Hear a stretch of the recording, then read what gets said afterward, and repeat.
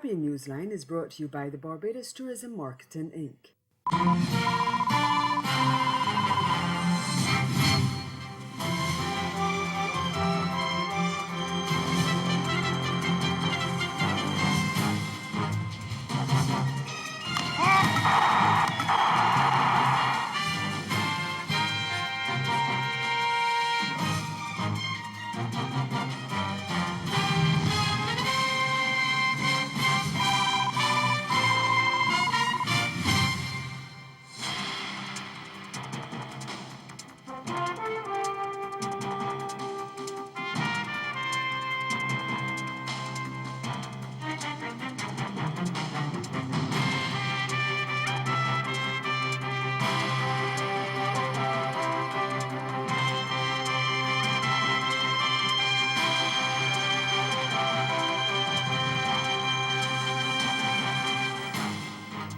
Threats of legal action over an international news network's documentary alleging sale of diplomatic passports in Dominica.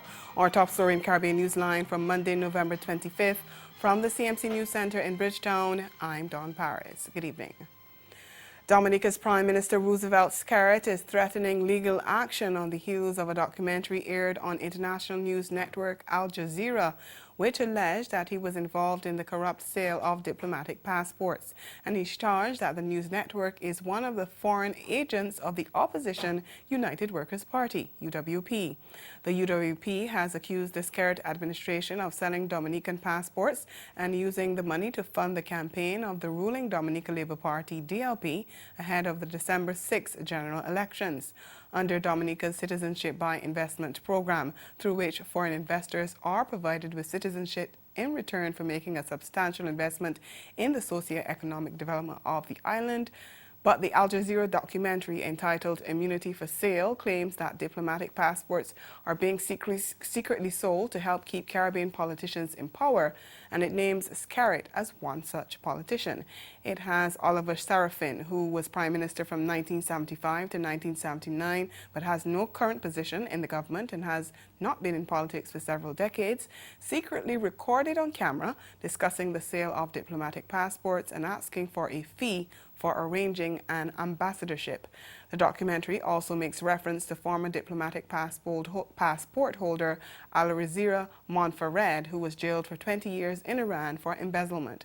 Speaking at a DLP rally on the weekend ahead of the airing of the documentary, the Prime Minister gave notice of his intention to seek redress in the courts if the unfounded allegations were aired. I have been informed that Al Jazeera intends to do a documentary about alleged sale of diplomatic passports in Dominica.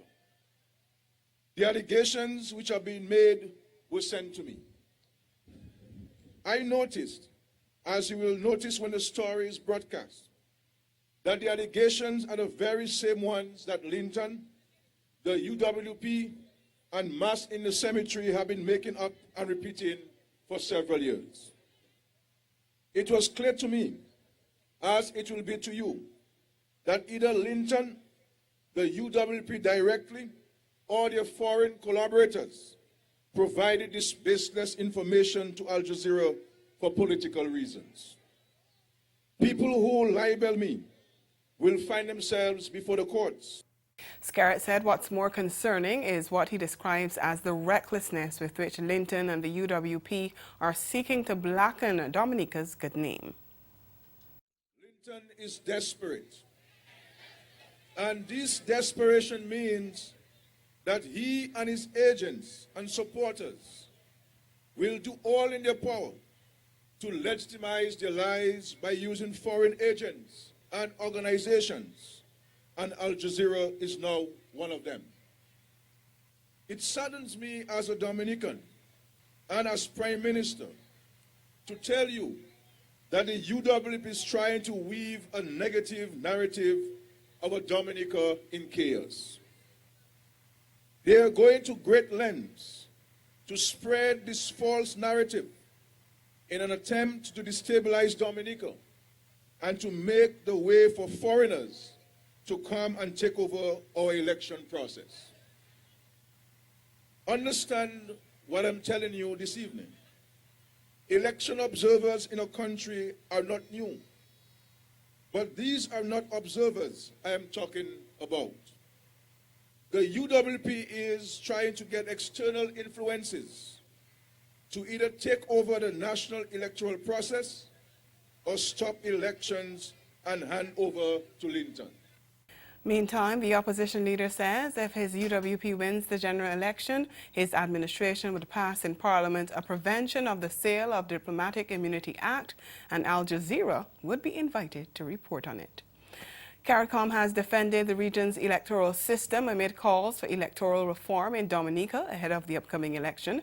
The regional grouping mounted the defense as the United States criticized Dominica's decision not to include the Organization of American States, OAS, among electoral observer missions to monitor the polls. The United Workers' Party has been calling for electoral reform ahead of the polls, but the government says the opposition has refused to debate legislation needed to advance such reform. Foreign and CARICOM Affairs Minister Francine Barron told the OAS Permanent Council last Friday the country has never had any fraudulent elections since becoming independent in 1978. And speaking on behalf of CARICOM, St. Lucia's ambassador to the OAS, Anton Edmond, said the Caribbean has always had a strong tradition of democracy and notably free and fair elections. All electoral reform is complex. We welcome efforts at electoral reform within the framework of the governing principles and processes provided for in the constitutions of any member state.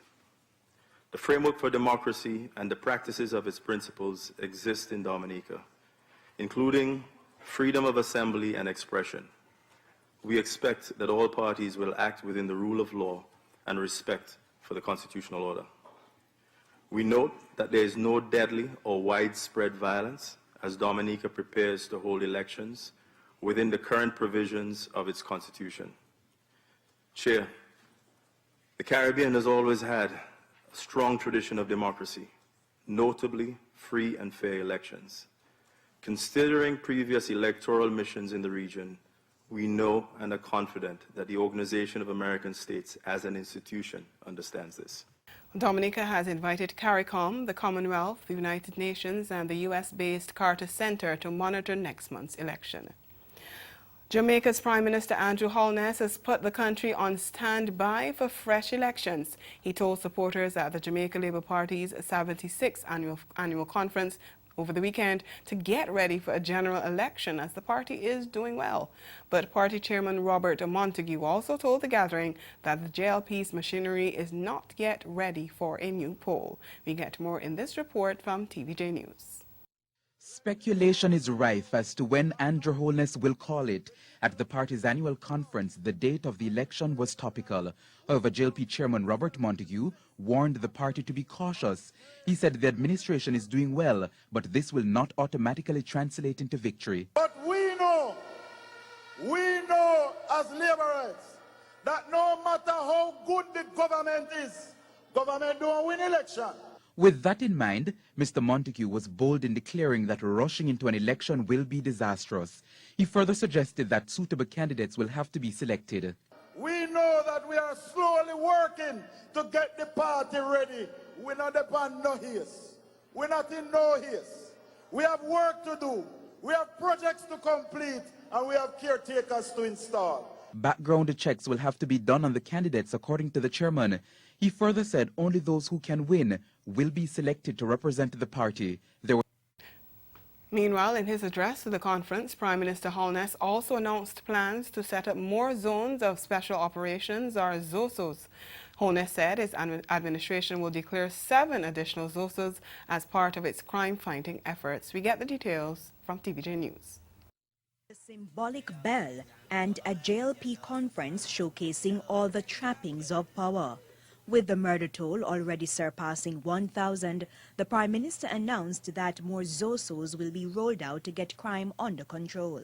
So next year, labor rights, Jamaicans, we will be able to increase the number of communities that are under the zones of special operations, we will be able to add at least 4 more communities. That will be made possible through the European Union, which will provide 20 million euros to boost community development and security. The government of Jamaica will be adding resources to that as well. And so you're going to hear an announcement of not just 4, but possibly an additional 3 communities. Law and order on the streets is also a priority. Andrew Holness indicated that the National Works Agency has submitted a plan to ensure each traffic light has appropriate technology to capture unruly motorists. No room for traffic violations and disorder in critical public spaces. Coming up in Caribbean Newsline, Trinidad's Prisons Association supports the government's move to decriminalize marijuana. That story and more after the break.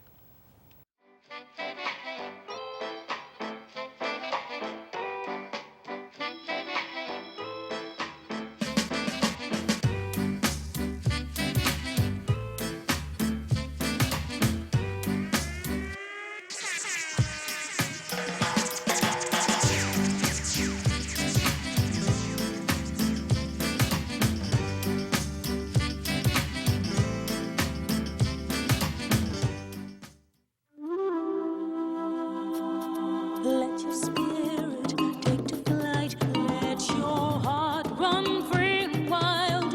Find your soul in Dominica, the nature isle.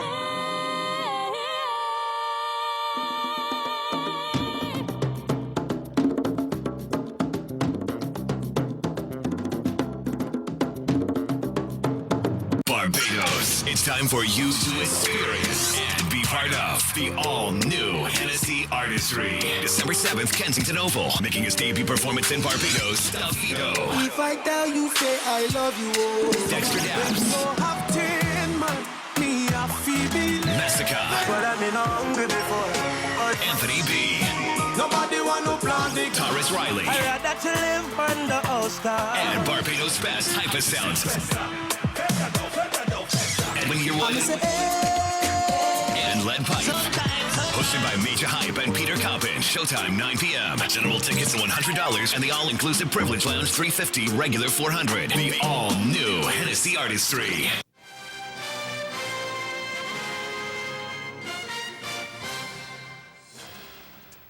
Continuing with the news now, the Prisons Officers Association in Trinidad and Tobago has welcomed the government's decision to decriminalize marijuana.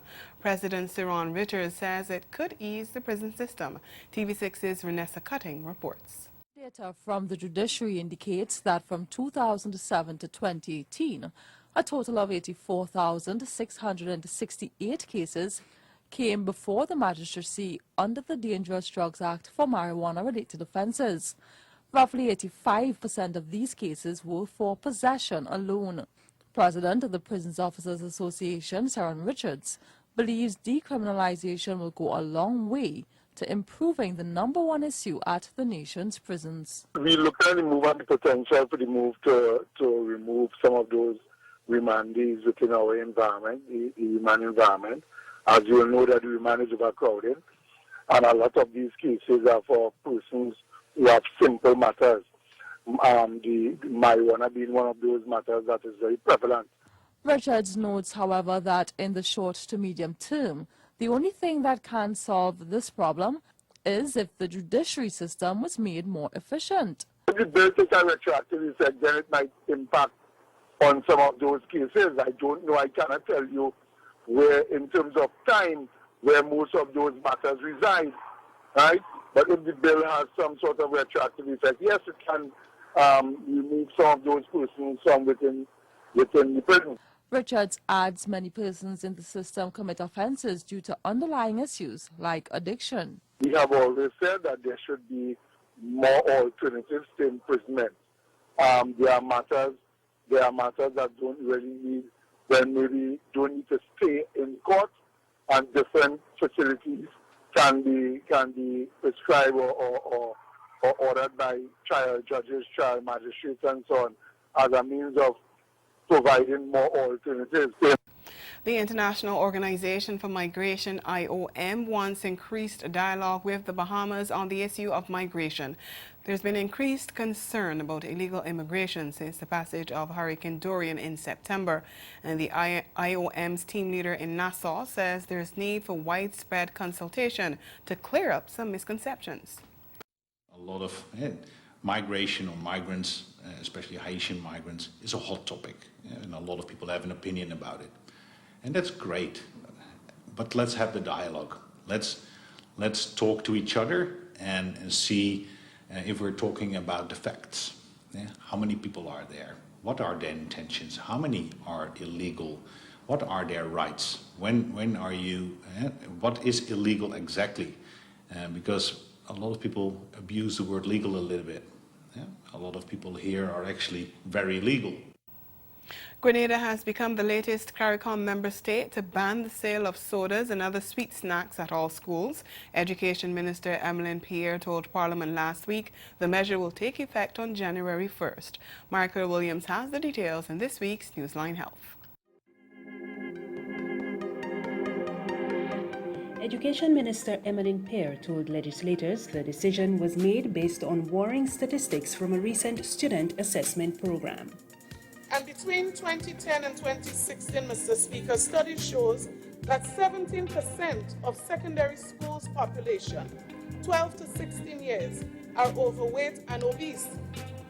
2 to 6% of children 0 months to 5 years are overweight and obese.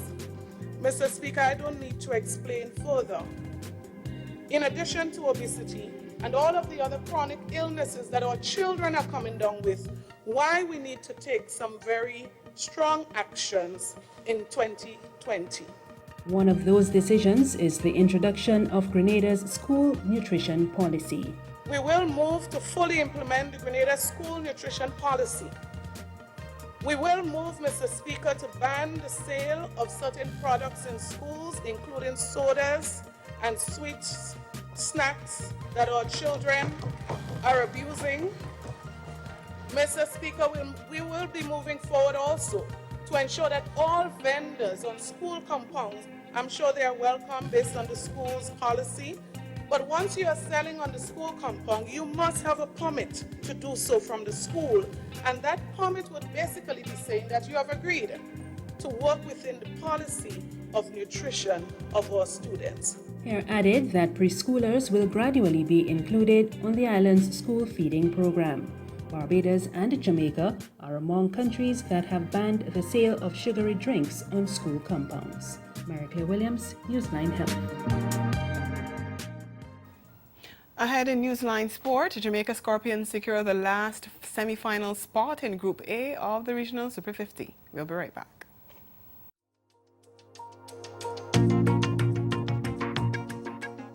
After an emergency, you can help yourself and others by looking, listening, and linking. Looking because you want to see if the person has some signs that is in distressing. Looking for the symptoms, how best you can support the person. And then listening, because listening is very important. Listening with your ears, listening with your eyes. If you do that well, then you'll be able to link them to the appropriate resources. Be ready, look, listen, and link.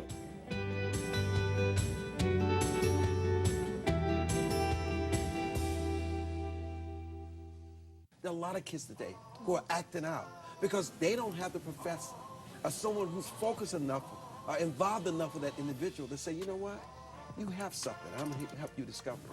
Yeah, I used to be a school principal of Ross Elementary School in DC and assistant principal of Tapman Elementary School. So I saw firsthand how kids can get discounted very early on in life. And I think that moment when a child is discounted, whether it's a teacher or whether it's the parents. He's the brother of dancehall artist Version. Let's hear what up-and-coming DJ Jumbo is bringing to the table in this week's Up Next segment. Jumbo means big, enormous. And in a few years from now, I see myself as the biggest thing in dancehall. What inspires your work? I would say anything inspires my work, you know. It's just that past experience. I talk about what I've been through and what my experience in my life and just go forward with it. So here I have my heavy bottom pot, and to that I'm going to go in with some ghee. We're going to allow the ghee to melt before we continue. So now I'm going to go in with some coconut flour, and I'm going to go in with some semolina. Now you want to make sure that your heat is on a low for this, because you don't want the semolina or the coconut flour to burn.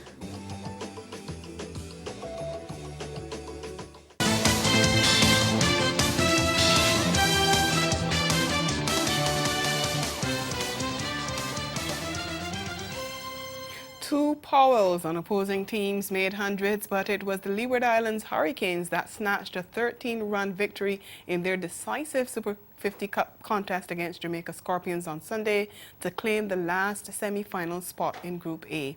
Sent in at Connery Cricket Centre, Hurricanes finished on 255 for 8 off their 50 overs thanks to Kieran Powell's 105, his second 100 of the campaign and his fifth last List A 100. Left-hander Amir Jangu struck 69 as the hosts raced ominously to 181 for 1 in the 35th over before losing their last 7 wickets for 74 runs. In reply, Scorpions capitulated to 25 for 3 in the 5th over before Rothman Powell exploded with an astonishing 106 off 40 balls to revive his side's hopes.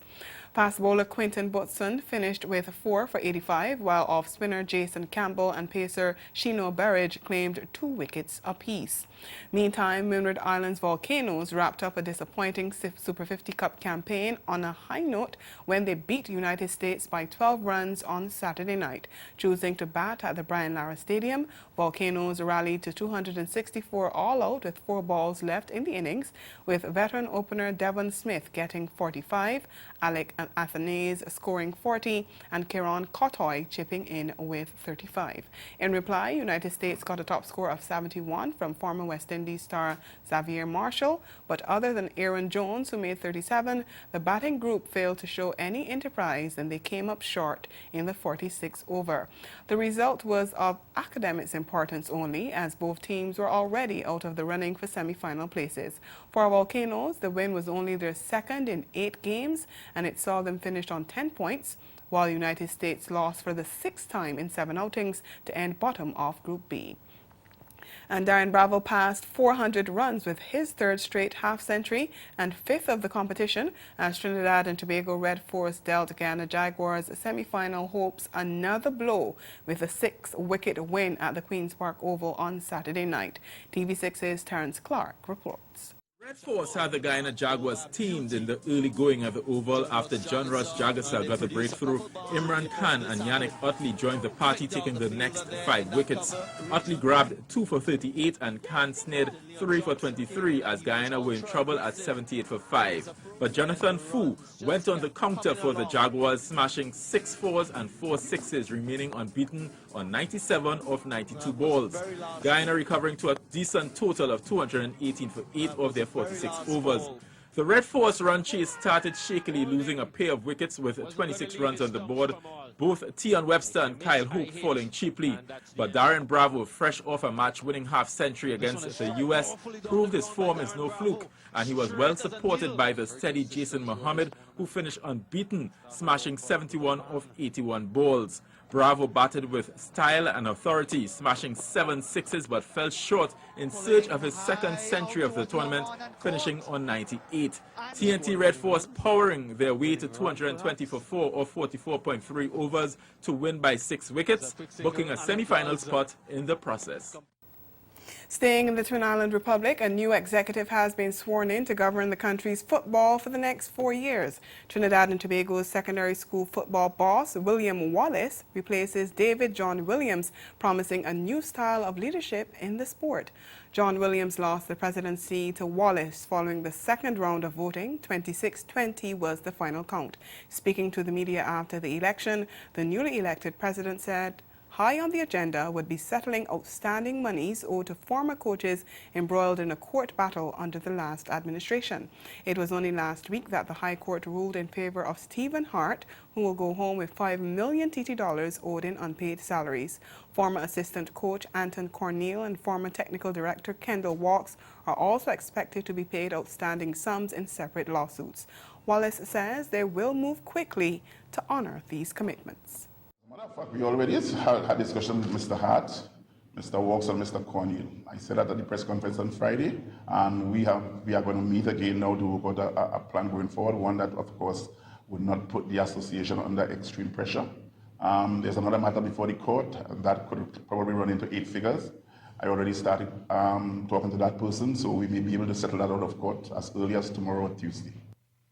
Meanwhile, the former TTFA president congratulated his successor while highlighting his own plans. Victory and football will move on. You know, I move on with my life. I've done what I had to do. I've given my best shot, and I'll move on. I have my business to run. I have a club to run, and maybe W Connection will now get my full attention. Over to athletics now. One of Jamaica's prestigious athletic meets, the Racers Grand Prix, has been designated one of the IAAF's gold-level meets and has been included in its continental tour next year. TVJ's Jordan Fort explains what this means for Jamaica. The 10-meet tour, which will replace the World Challenge Series, will begin in Tokyo on May 10, 2020, in the same stadium that will host athletics at the Olympic Games 12 weeks later. The Racers Grand Prix in Kingston will be the 6th stop on the calendar on June 13. Now, the Racers Grand Prix has in the past staged novelty events like the 300 meters for men, but their inclusion in the Continental Tour will now see them stipulated to stage a specific set of core events. But meet director Glenn Mills says they will still be allowed to get creative with the events at the meet. It does not stop us from having novelty races, but we would have to run those races outside of the 2.5-hour period that the meet is being televised. And while expressing confidence of securing sponsorship against the background of the financial struggles of the Jamaica Invitational, which had to be cancelled last year, Mills also thinks the meet will still be able to attract top-level athletes. This despite the fact that it will clash with a Diamond League meet. The Diamond League meet that is on is in Paris. One of the stipulations is that we must have a certain number of athletes from this region participating in the tour.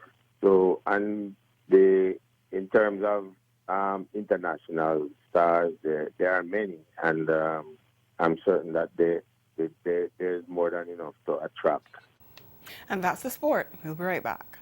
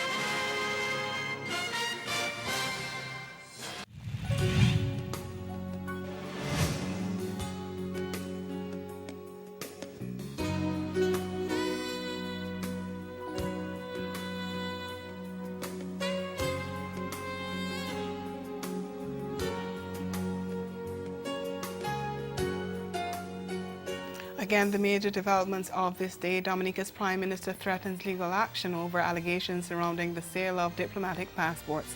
And in sport, Jamaica Scorpions secure the last semi-final spot in Group A of the Regional Super 50. And that's Caribbean Newsline. For news and sports around the clock, subscribe to CanonNews.com, and for more of our programming, log on to CaribVision.tv and check out our YouTube channel.